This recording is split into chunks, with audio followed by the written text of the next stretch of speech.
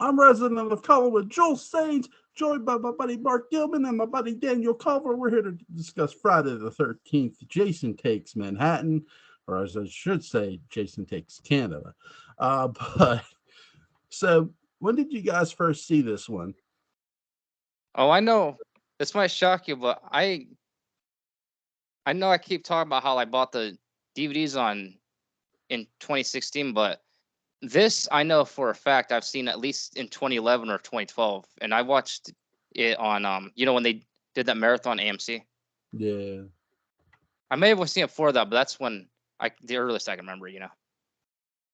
Mark? Um, okay, this is actually my first time ever seeing Jason on screen. Really? My parents didn't let us watch horror in the house, so we were always like a sci-fi action kind of family. So watching a horror movie kind of felt like, you were doing something bad. So I remember my parents were gone to the grocery store, and my brother and a couple of his friends had this on TV. I think it was on USA.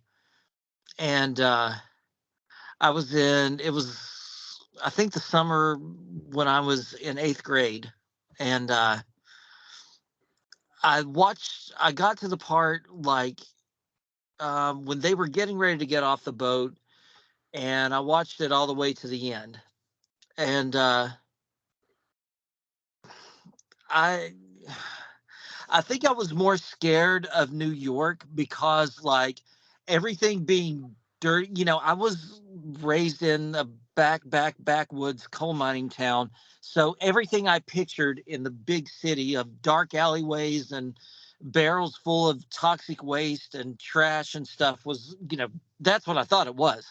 So, and like, people in the dark with knives and switchblades getting ready to, take you down. That's what I imagine the big city to be. But the first time I ever watched the entire movie was in 2018 when I got the Blu-ray set. So that was a big jump of, 23 years from 95 to 2018. Where I used to live as a kid in Oliver, Uniontown is not that far away from where I live. Literally, you could walk there. And every night you'd hear a gunshot and a siren, a gunshot and a siren. So I lived not too far from a town, or whatever you can call Uniontown. It's a city that still has a lot of violence in it. And someone said, "Will you ever move back to Uniontown?" No, no, no, I will never. No, I didn't technically live in Uniontown. I lived near it, but I went there. Um, so it's just like with this, I saw this as a kid. Thank you, Mom. But this movie is really, though I like it, is really strange. Um, what did you guys think of? We'll get to the opening here in a second, but what did you guys think of Remy, our female protagonist for the evening for this movie? I thought she was pretty interesting. Yeah. She was okay. I mean, I cared about her and kind of sympathized with her. Yeah, she was decent. Not my favorite protagonist in all the Friday movies, but she was decent. I'll say this.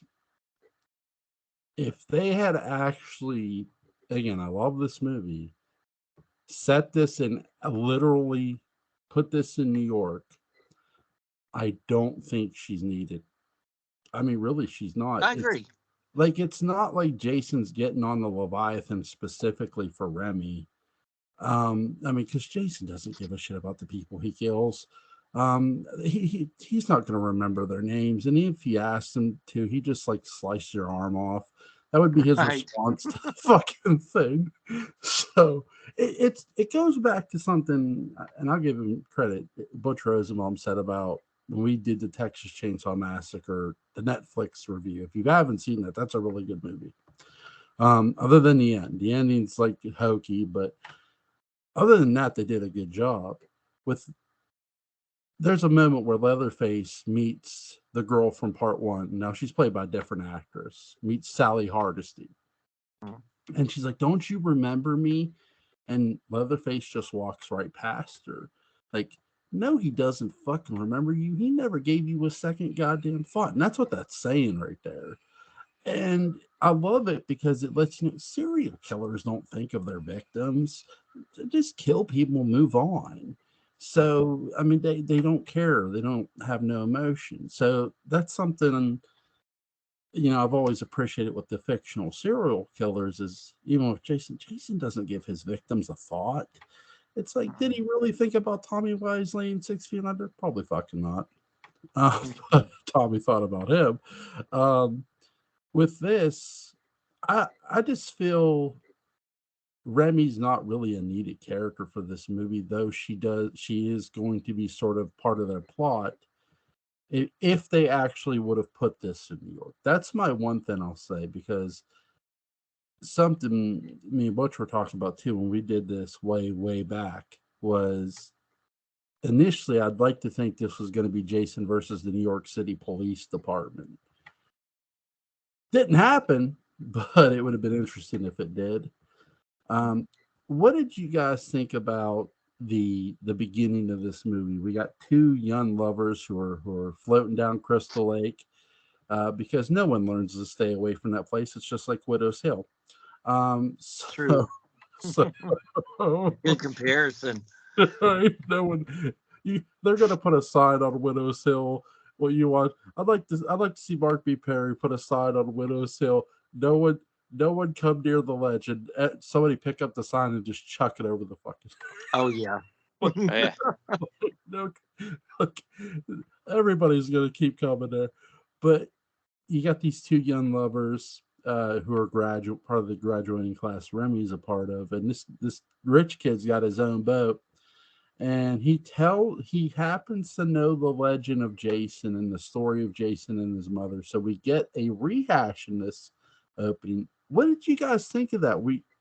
It's sort of like, if you've never heard about the whole story, here it is. Yeah, I thought it was pretty cool.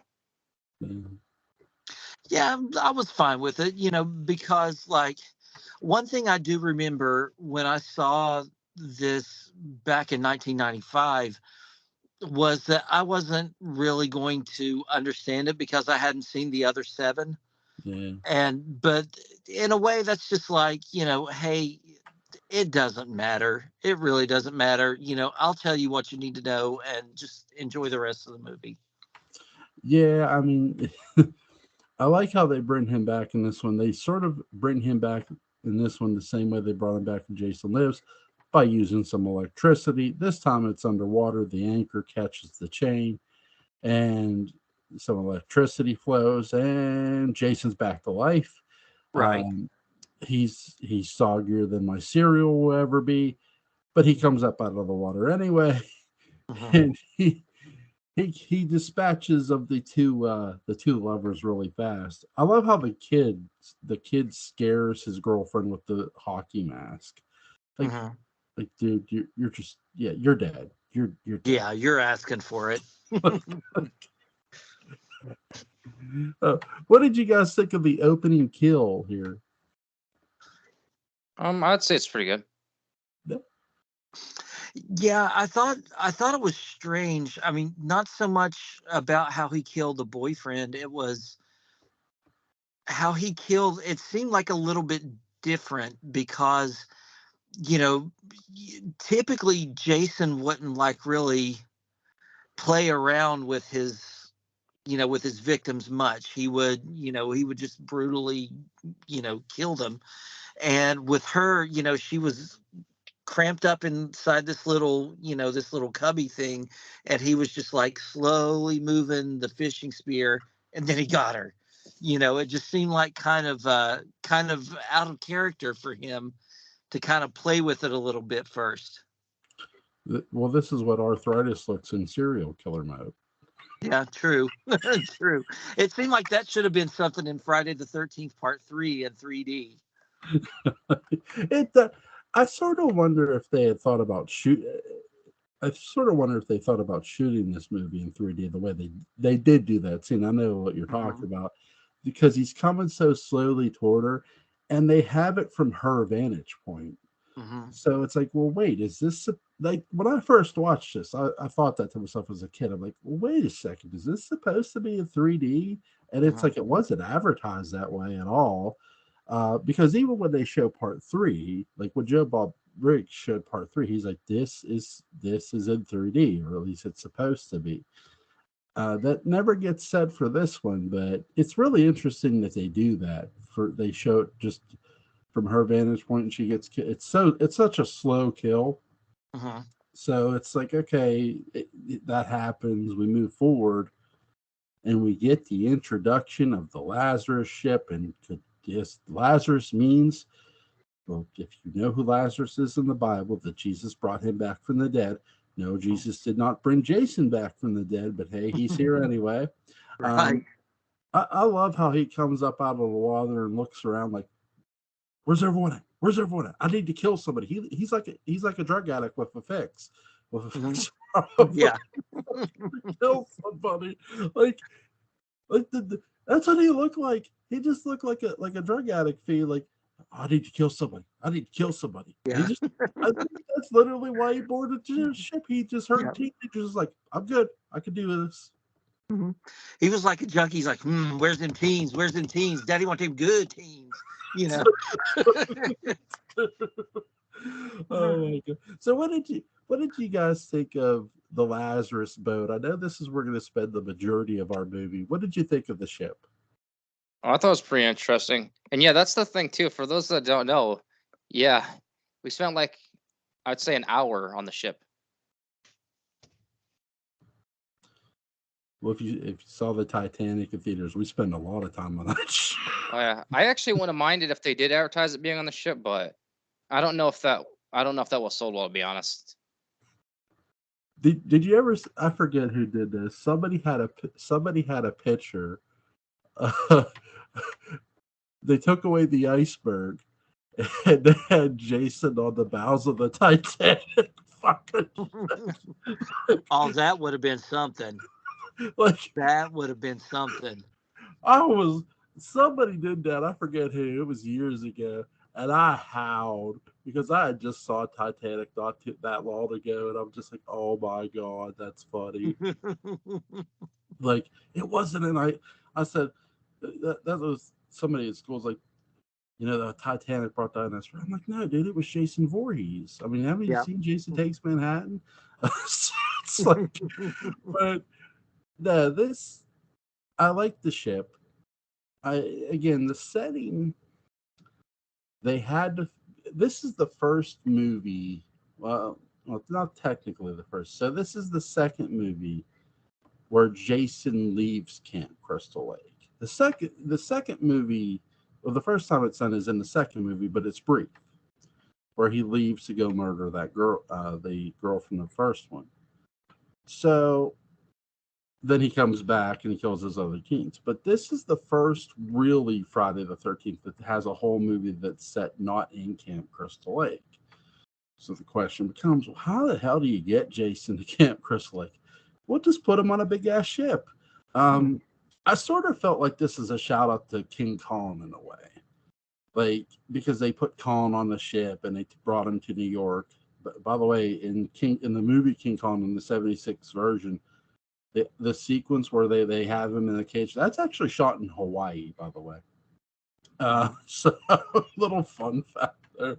But with this, the fact that it's on a ship, I love the kills throughout. I know that is a lot of the fans' problem with this movie. It's not really Jason Takes Manhattan, it's Jason on a boat. And I understand why.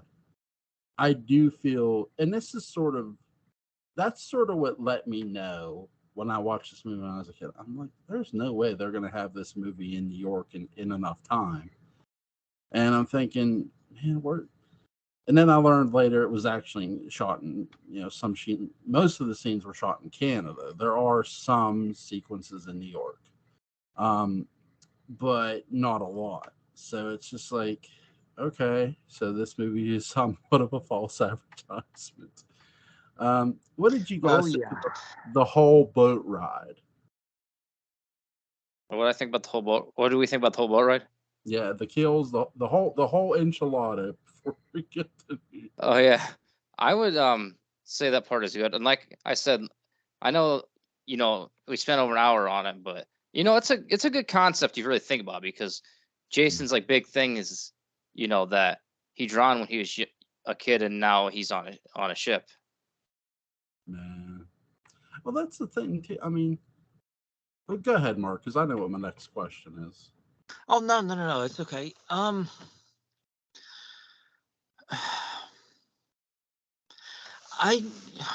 I have a lot of mixed feelings on it. Um, I think it's a cool concept of being in, such a confined space. And um, I know I read somewhere on this movie that they had trouble, like, they were used to shooting outdoors. So they had a lot of room for wider angled shots and more room to move around in. And on the ship, they didn't. So, that kind of can be its own kind of frightening, but in a way, I kind of had some mixed feelings. Like, for me, it did go too long for the total runtime of the movie. I wouldn't have had any problem if the movie would have been longer. And like, I guess the whole concept of where they were going from New Jersey to Manhattan just seemed to be kind of an odd boat ride to make. Yeah. But it just seemed like, okay, they were on a senior trip, and it just seemed so strange. Like they were so overpacked for this trip. Like, they brought all their cocaine and all this kind of stuff. And it was a senior trip. And then they were talking about doing science experiments. And, it was just like such a random group of people that just didn't really seem to have much of anything to do with each other. Yeah. And I don't know. I guess it was just, there were some odd things, but I think the concept was cool. Like having Jason in a confined space. There's not really much room to run or get away from him. So, in that part, I thought it was pretty good. Yeah. It's really interesting that because we get a lot of cool kills on the boat, but I do agree with you guys. A lot of the movie it is spent on this boat at over an hour, which feels like a long time considering everything that happens. Jason is very methodical on it. You literally have a girl in this movie who's tripping on drugs and is seeing Jason in multiple places. And it's just like, lady, if you wouldn't have did the drugs, you might have lived. But once they get to New York, um, they you see the hockey mask. You do see the Statue of Liberty, the New York line, and then you see the hockey mask. And I like how Jason looks at the hockey mask, and then he looks back like, okay.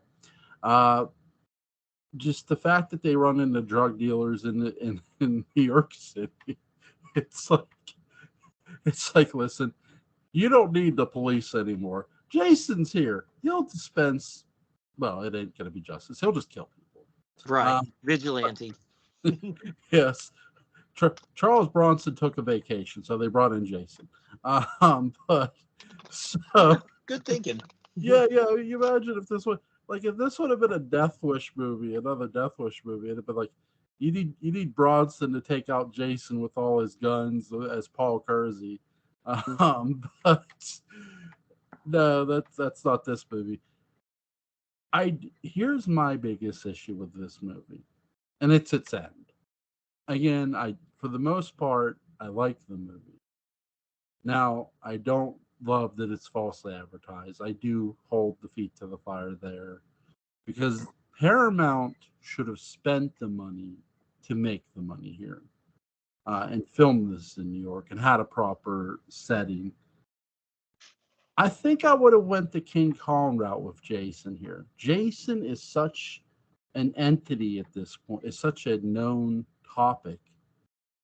I would have literally had a carnival guy. You'd have seen these scuba divers. They would have went down there getting Jason's body out of the lake. And it's like, what are these two fucking idiots doing? And here's this guy. He's the head of a carnival attraction. And he wants to tour Jason in New York City. And he takes it to Manhattan. He's right down Times Square. And it starts raining. They got Jason surrounded in metal. Electricity brings Jason back to life. And now you have your whole movie in New York. They could have did that. I don't know why they didn't. Again, it's a silly concept because carnivals are a kid's thing. But carnival ringmasters are basically like pro wrestling promoters. They will do anything to get an audience. Oh yeah. I mean, yes, they'll have a serial killer, sure. Oh yeah, I can see that. That's the thing too. Not so much a carnival. When I was doing Jesse James with Butch, in the movie where Jesse James is put on ice, body's put on ice, and he's displayed, he's displayed in the public eye. That's true. He was. And so it goes to show you how far people will go to prove a point. And again, my biggest issue is the ending. I love the scenes we do get, though they're not in New York. My favorite scene is the boombox kick scene because the New York Jets always need a kicker, I'm sure. And Jason was available as a free agent clearly here. What's you guys' favorite scene in this movie? Well, this might sound really weird as my favorite, but I like how when Jason destroys those guys' boombox, and then he actually lifts his mask up and shows them, what he looks like. For me, it's Times Square when he sees Batman up on the billboard, and then he sees, himself, and then he just kind of does that little head turn. So I love that. I thought that was great. And I want to go off on a tangent here. Did you know this movie has a Dark Shadows connection? No, what is it? All right. The Asian teenager, Yeah. Kelly Hugh, she's gone off to have a really good career. Like she was in X-Men as like the female Wolverine. She was cast as Dr. Hoffman in the 2004 CW pilot. Yeah, that's right. She is in that. She's in that Yeah. episode. Though I'll leave a link to the pilot if anybody wants to go, the 04 pilot, if you want to go watch it. It's unaired because it never got picked up. Bastards. But so yeah, Lady Deathstroke is who she plays in X-Men 2, X-Men Unite. Yeah. Which is, like you said, it's the female Wolverine. Very, very lovely actress, very talented. Yes, she is. She's phenomenal. And she was in a movie, it was like a teenage, fun movie, Surf Ninjas, that had John Carlin, who was Willie Loomis. Yeah. And Leslie Nielsen as yeah.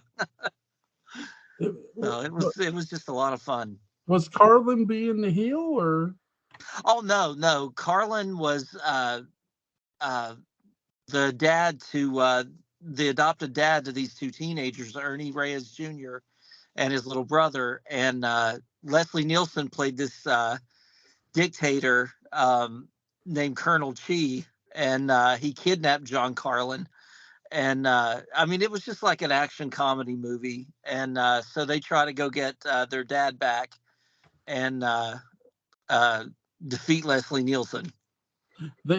Somebody needs to mod this movie some way, somehow, where they kidnap John Carlin, and John Carlin's like, "No, you're making a mistake. You're making a mistake. He'll come. He'll come. I don't care who's he. I don't give a shit." And then the night falls, and then you hear Barnabas. And then it leads into Dracula Dead and Loving It because he's been tired as a vampire. Absolutely. Yeah, just What did you guys think of this movie's ending? You know, I thought it was kind of strange. Like he's suddenly a kid again, and and as you know, they never followed up with that. It's like, so did he die? Did he become a kid again? Did he like regrow up within a few days? What the hell happened? Yeah. Yeah, it fell kind of flat for me. I mean, in the first place, like, the whole thing, like where we release, toxic waste into the city sewers at midnight every night. Okay. um, but yeah, I mean, just the whole thing where, Remy is having these visions of him, and, sometimes he's deformed, sometimes he's not. And it's like Jason gets caught by the toxic waste, and then he's like a normal looking kid. It was just weird. And I didn't, I've tried to figure it out, and I just can't make much sense of it. Yeah, it's this isn't going to be the last strange ending in the Friday the 13th franchise, but it is the strangest of the bunch. It makes no goddamn sense at all. Good. It's not As just much me. right, as much as I love this movie, this ending just makes no goddamn sense. I mean, okay, I get toxic ooze. Yes, toxic ooze is very toxic. You could probably melt your fucking skin off. So let me get this straight. We're flooding the tunnel with toxic ooze. They're getting out of the tunnels. Jason kills the guy who's showing him out. He clubs the other. He clubbed the other guy unconscious. Rennie's having him chase around. She opens up one of the dumpsters, splashes his ass with toxic ooze, and that's where you sort of first start to see the effect, because Jason's stumbling around like he is a football player. After that point, he's like beating up against the wall and shit. It's like, dude, like that had an effect on you, okay? Um, but she wakes up the dude. They're climbing, and Jason's coming at him, and you hear mom like you hear the kid's voice say "mommy" or some shit, and then the toxic ooze turns him back into a kid. It's like, okay, why not just have him melt away? Yeah. Like completely. It's toxic ooze. There'd be nothing left of him. No. That's true. And then I thought about this. What if they would have did this? They're down in the tunnels. Again, Remy's been hallucinating about him throughout the movie. And as it's happening and she sees the kid, you hear Remy, and she's back in the car with the lady on the dock, and she goes, "Let's just drive to New York." And like that's like that, or have her be in a mental institution, because that would have at least explained that shit. Because other than that, like, again, you want us to believe Randy had an experience with Jason, even though we never heard of her. Again, and no, this is not the first time Friday the 13th has done that. Right. But to do it again, now I will say this does a better job than 3 explaining things with the backstory. The guy who is the dean is her uncle or some shit. Yeah. And he dumps her into the water and she can't swim, and Jason pulls her under and shit. Okay, that's great. And so she's boarding the Leviathan, or no, not the Leviathan, the Lazarus. Yeah. Dark Shadows is thinking about me. uh, she boards the Lazarus, and there's a great line between her and her uncle. He goes, you shouldn't be here. And this is before you find out how much of a dick he is. Yeah. And she says, "I want to face my fears." And he goes, "Facing your fears doesn't always conquer them." And I love that line by him. It's a great line. You know, but you find out how much of a dick he is later. It's like, no, dude, just die. Just Yeah. just get killed. But back to the crazy ending. Yeah, I agree. I just feel like if you're going to pull off some craziness, because again, this isn't set in New York, it's set in Canada. We have to have an ending. Just have her where she was in a mental institution and she never got out because she never got over nearly being killed by a legend. Jason is a legend. And she never got out. The whole experience was a fucking dream, which would explain a lot. Other than the other two kids. I mean, you could even say the two kids you saw in the beginning are part of her messed up fantasy. But to do this, to go this ending, how do you even have Jason Goes to Hell? Like, where, how, again, and that's the thing too, Jason Goes to Hell is supposed to connect to this movie.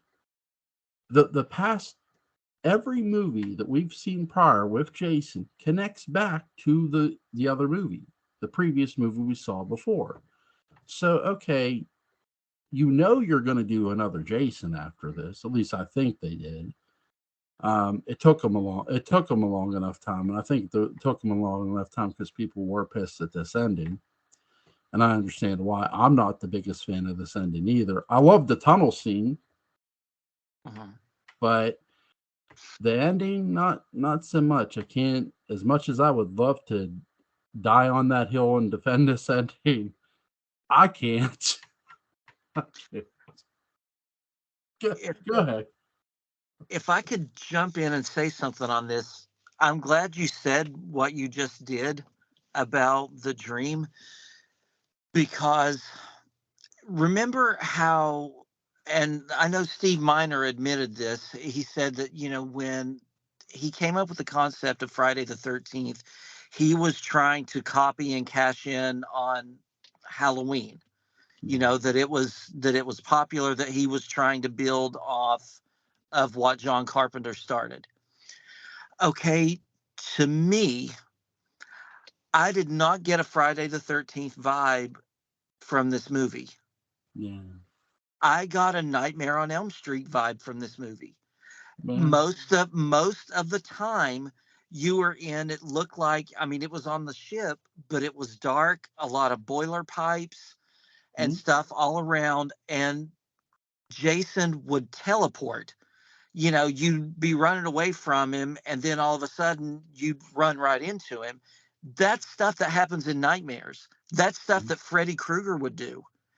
And to me, this movie felt so much more like a Nightmare on Elm Street, and things that happened seem more like Freddy Krueger stuff. And I thought, what a great way to twist this, that, they were thinking they were running from Jason. And like you said, that Remy finds out this was all a nightmare. And you find, maybe Jason lifts up the mask and it's Freddy. Yeah. And I think that would have been a good lead into Freddy versus Jason. But this movie didn't feel much like a Friday movie to me. And it wasn't because they weren't in Camp Crystal Lake. It's because Jason was acting more like Freddy. And Freddy, more than Jason, Freddy would always like zero in on targets. And, he wanted to kill off each one of the Elm Street children, kind of methodically. And you put Jason in Manhattan, like one of the most crowded, busiest cities in the world, but he's fixated on going after these certain kids that got away from him that were on the boat, rather than being like a kid in a candy store and he could just go loose on people. He hunts them down. So it's, to me, he acts more like Freddy Krueger in this movie, but that's just my opinion. Well, to your point about the teleporting, he teleports in New York City too. Like he's like Right. he's one place, and then when the dean's running away from him, he's Exactly. like he's standing there, and then the dean runs into a building, and then all of a sudden Jason just magically teleports in the building and throws his ass out the window. Right. And I think somebody was climbing up a ladder on the ship or something, and Jason was, suddenly at the top of it. So, I mean, that confused me the first time I watched this as a kid, but I didn't know anything about Jason. So, whatever. But yeah, this seemed a lot more Freddy Krueger nightmarish kind of stuff than typical Jason Voorhees. Well, to your point about the ladder on the ship, this guy's climbing the ladder, and like he's like way up there, Mm-hmm. and all of a sudden you see Jason's hand. Like, wait, how the fuck did Jason get up there that fast? Yeah. Like it made the. There are parts of this movie that are just like, wait, how the fuck is Jason moving this quick? Like, did he get a teleport machine? I mean, that I'm not aware of in this movie? Right. But there's, which is weird. But Daniel, what did you think? I would say I agree. Like it does seem more like Freddy, and actually to add on that, also how she looked out the window and she saw like Jason as a kid. That kind of seems like something Freddy would do too. Yeah, exactly. Yeah. It's Good point. I mean, it's a trippy movie. Yeah, it is. It is. Like, the whole movie does sort of feel like one big dream sequence that you could take away as a Nightmare on Elm Street movie. I mean, you really could. I mean, the ship even sort of looks like it's a part of this crazy dream. And as far as the kids at the beginning, well, they could be part. I mean, that's the only real part you could sort of say. Well, if they're a part of a dream too, there's blood on the ship. Well, Freddy kills people in their sleep. Who's to say they didn't fall asleep, and then that's when Jason comes aboard. That they dreamt the electricity. Who knows? We don't know. But again, there is a lot of craziness in this movie. I mean, just the fact that you have, like you said, a ship that sort of feels like it's more of a Nightmare on Elm Street setting. And I think that when you get to New York, you don't really do anything to separate there because Jason's still teleporting. Which again, don't get me wrong, the movie's enjoyable. It's a fun watch. Oh yeah, absolutely. But just the story, like the actual story, it's hard for me to believe that you had another girl who had another weird encounter with Jason when she was younger. And it's like, okay, because she doesn't hear about Jason until her dickhead uncle tells her about him when they're in that fucking canoe in the middle of the lake. And he says that a young boy drowned down there. He's still down there. It's like, are we really doing this? And when he dumps her, it's like, oh God, you're a dick. Yeah, he is. Like, it's just like, really, like, because she didn't honestly seem to know about the legend of Jason. And I'm sure she did research later on when she got older of what happened with Jason and shit.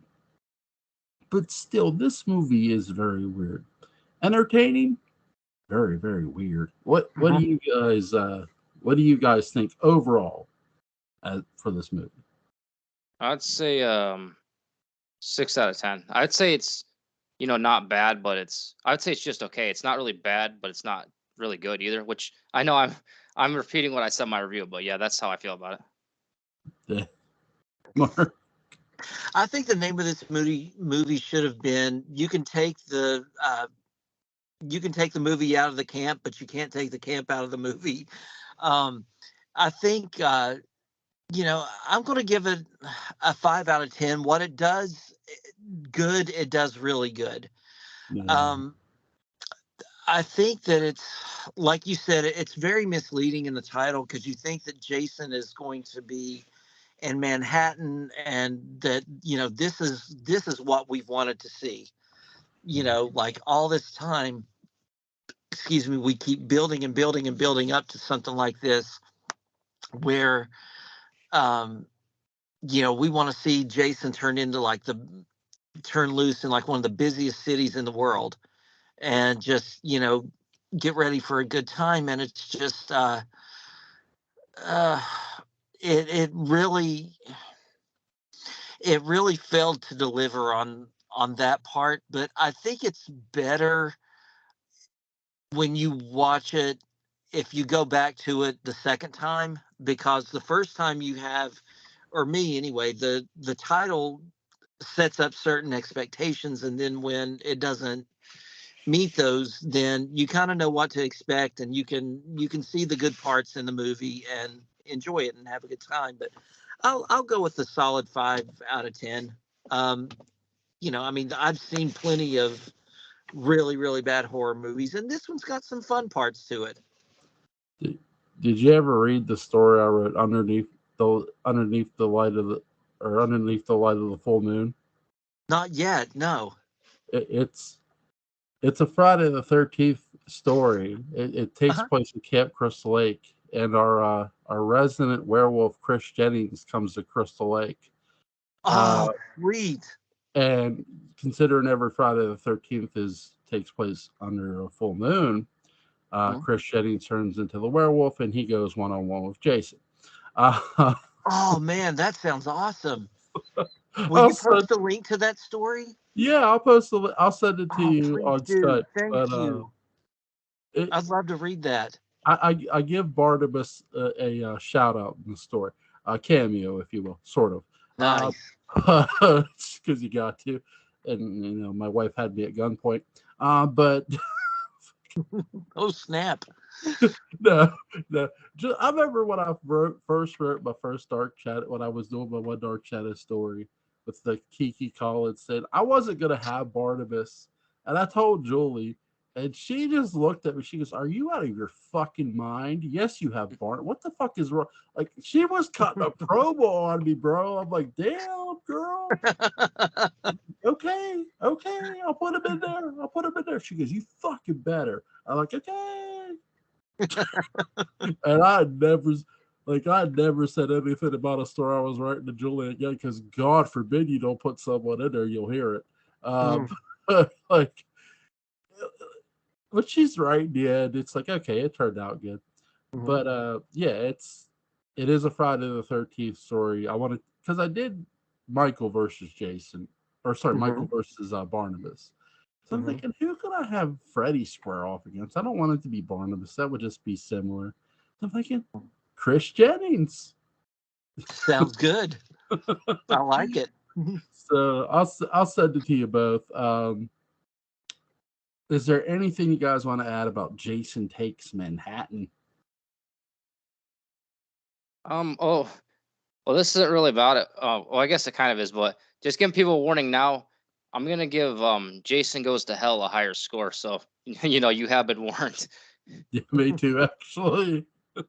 So, Jason Goes to Hell is a lot better movie than this. Yeah.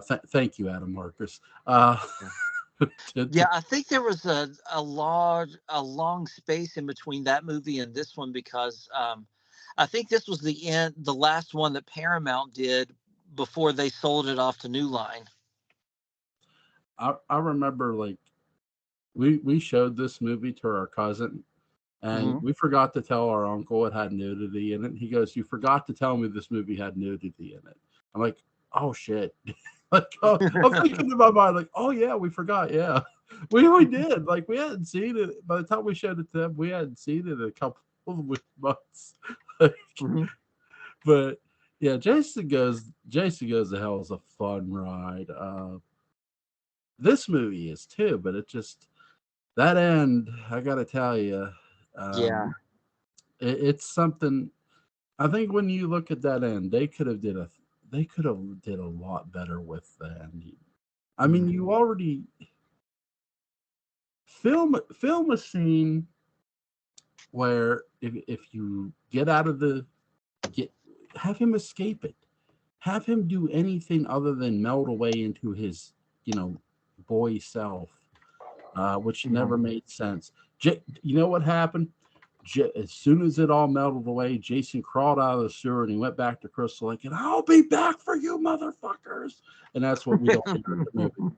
Um, I, would like to think somewhere they they had a better ending for this movie. That's my only real issue with this movie, is its end. despite the false advertisement. I guess I don't mind that as much. I'll give this movie a higher score than what you guys did. I'll give it an 8.5. I know I'm a sucker. Good for you, man. I'm a sucker for this movie. And I will remain said sucker. I'll buy a stamp tomorrow. But put the fucking label on myself. But any you're from Carolina. Any predictions on the Panthers draft pick coming up? I have no idea. I've kind of I haven't watched it a lot and kept up with it a lot since my dad passed away a couple of years ago. So I've kind of been lost, and like it just seems like if you fall away just a little bit, you forget a lot of stuff. I think they'll pick I forget the guy's name. Oh God, what's that one guy? There was the guy from Ohio State. I think is who they'll pick. The quarterback from Ohio State. I think my Seahawks are gonna, despite what everybody is saying, I think the Seahawks are going to draft a quarterback. Though everybody says Seattle's going defense. I mean, I could see that, but they also Seattle has 2 picks in the first round, so they could always go defense later. So, and there's it's deep in defense this year, so it's. I'll tell you right now, a team that I love the trades that have been made so far is 2 teams that have made great trades so far pre-draft. One is the Steelers traded with the Rams, though I'm not a Steeler fan, for Allen Robinson II, who's a really good receiver. Then they signed Boykins today, another receiver who's like a returner. The new GM for the Steelers is making a lot of interesting moves, and I think the Bears so far have somewhat won free agency. They got Carolina. They took Carolina Panthers' best receiver from them by trading them the draft pick Carolina has now. But here's the thing: the Panthers did get the one receiver from Minnesota, who's really good. So we'll see. I mean, I know they need a good quarterback. The Panthers, I'm talking about.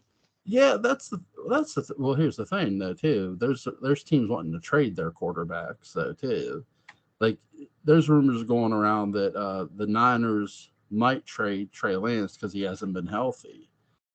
We know. We keep hearing Aaron Rodgers is going to leave Green Bay for New York. We'll see.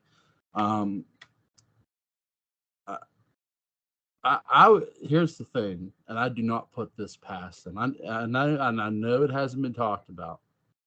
I could see the Dallas Cowboys trading Dak Prescott and picks for Aaron Rodgers. You might say, well, why is that significant? Because Aaron Rodgers, old coach, he won a Super Bowl with his coaching the Dallas Cowboys.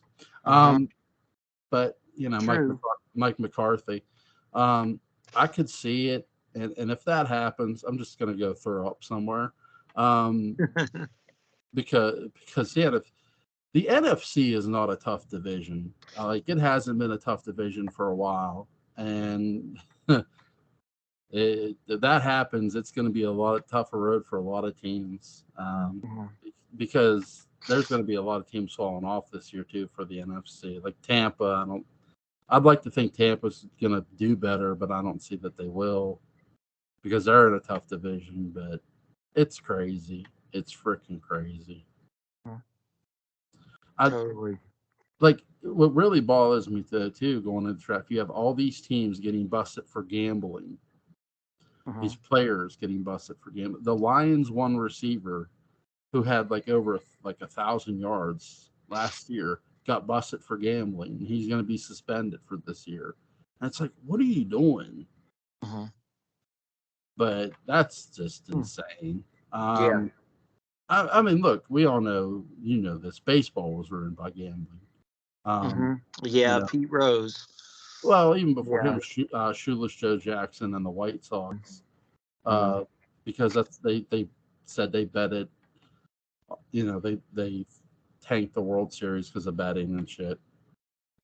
And it's like you look at Shoeless Joe Jackson's number, a guy who's hitting 3-something hundred during the series, and they go, well, his numbers were at 400 for the season. It's like, okay, that's not the biggest drop off in the world. I could see if he was hitting 165, then I'd be bitching. Craziness. Yeah, Pete Rose too. Yeah, he messed up bad. Yeah. But go ahead. Oh, sorry. I didn't mean to interrupt you, but yeah. Sorry. Speaking of Pete Rose, do you find it weird that he was in the WWE Hall of Fame before Hulk Hogan was? No. Yeah, it's really weird. Like that's actually why Mr. T took so long to get inducted, because he was offended that Pete Rose was inducted for him. But if you do some research, he was inducted before Hogan was too. It's really weird. Well, see, Vince McMahon will do anything for a headline. I mean, okay, Vince McMahon knows that Pete Rose is never getting into the Major League Baseball Hall of Fame. So I'll make some headlines by putting Pete Rose in my Hall of Fame. And here's the thing: Pete Rose has actually done things with WWE. He got chokeslammed by Kane. Yeah. Fuck. The funniest segment, one of the funniest segments ever, is when Pete Rose was following Edge and Christian around in a Kane mask. I'm like, Kane has gotten really short from 7 foot to whatever. Like, why is Kane so short? And then when he revealed the mask, Edge and Christian just kicked the crap out of him anyway. Oh yeah, that's true. Oh, one of the funniest promos I heard in TNA ever was Scott Steiner's math promo, like before the pay-per-view Sacrifice. It's funny. I'll send a link to that too. Like, he's like, the numbers don't lie, Joe, and they spelled disaster for you. And I'm like, dude, you just made up those numbers.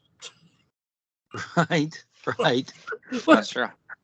Speaking of crazy promos, going back to Jason Takes Manhattan, my favorite poster for this was Jason slicing through an I Love New York sign, and apparently the city took big issue with this, and that was the theatrical poster, and you can Google it and see what it looked like, and it got banned or something. But I love that. I think that's the coolest looking poster of any of the Friday the 13th.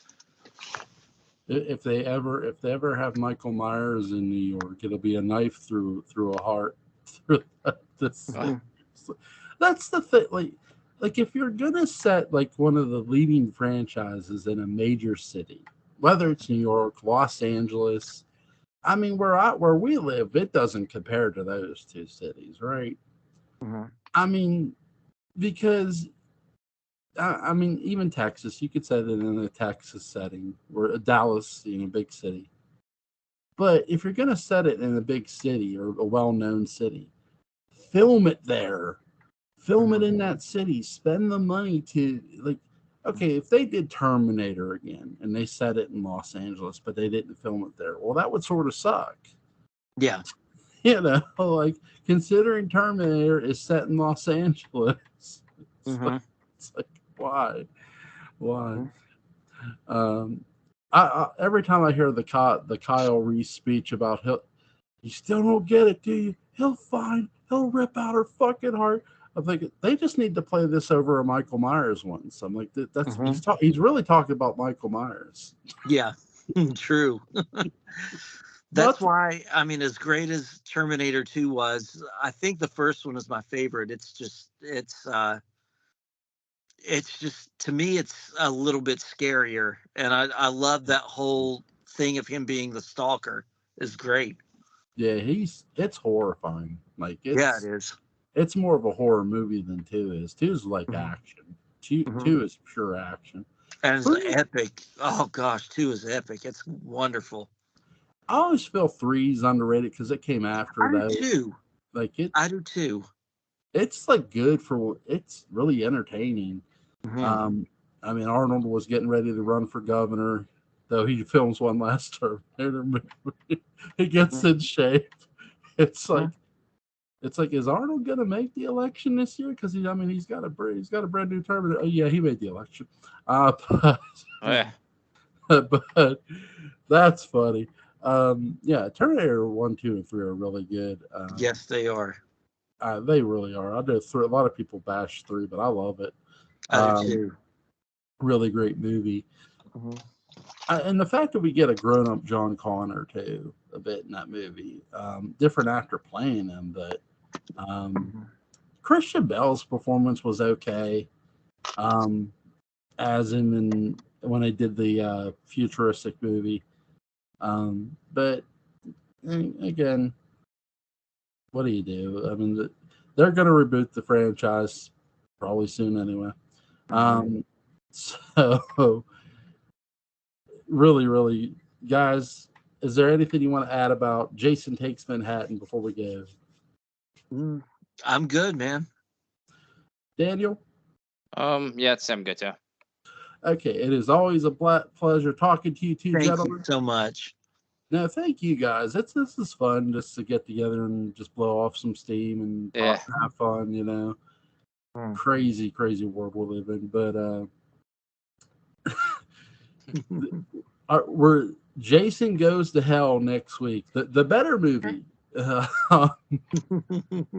That movie is crazy. A lot of great. We get the Book of the Dead.